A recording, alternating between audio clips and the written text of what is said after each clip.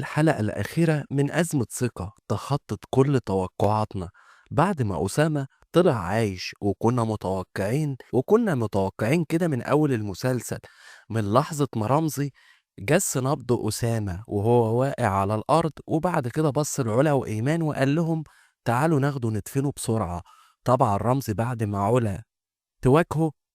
هيقول لها إنه حس بنبض أسامة إن هو لسه عايش، وبعد ما راحوا دفنوه هو راح بعد كده خرجه من الحفرة بسرعة ووداه المستشفى اللي هو فيها علشان يتعالج، وبعد كده خليته مدمن علشان يكون تحت سيطرتي وبدليل الورق الممضي اللي كنت بجيبه ليكم بسهولة. بس رمزي هيقول كده لعلا بعد ما علا تكتشف ان رمزي كشفها وغير مكان أسامة لمكان تاني هي مش عارفاه، ولكن كل حاجة بتوصل للشرطة والضابط كمال بعد مريم ما بترتاح نفسيا وتحكي كل حاجة باستفاضة للدكتور فؤاد وتقول له على كل التفاصيل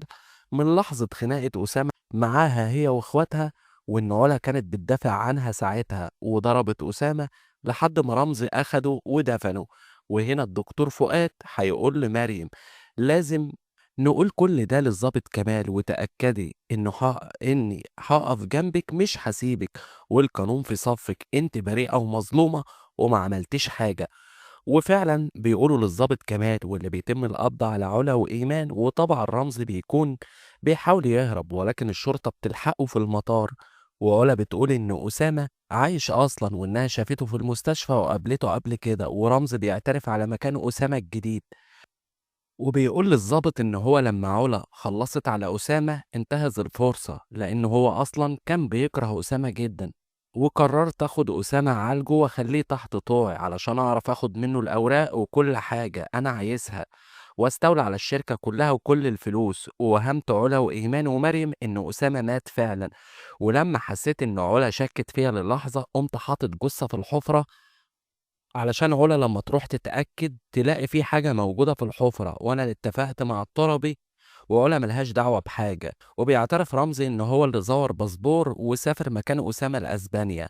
ورجع بطريقة غير شرعية لمصر، وبيتم سجن رمزي، وعلا وإيمان ومريم بياخدوا براءة بعد ما أسامة بيتنازل عن كل حاجة، وكمان علا بتقنع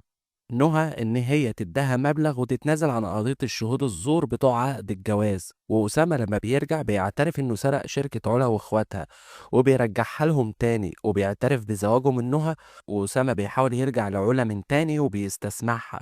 وبيقول لها إن هو غلط وعايز يرجع يعيش معاها لأنه بيحبها بجد وإنه مستعد يطلق نهى، ولكن علا بتقول له أنا خلاص قلبي انكسر،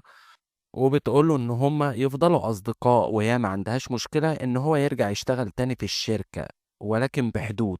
ونهى لما بتلاقي إن أسامة ما بقاش حيلته حاجة بتطلق وبتسيبه، وأسامة بيروح لأخته لبنى ويصالحها ويفتح معاها صفحة جديدة وبيقول لها سامحيني على كل حاجة وحشة عملتها معاكي زمان أو دلوقت. وطبعا علا وإيمان ومريم شركتهم وفلوسهم بترجع لهم من تاني،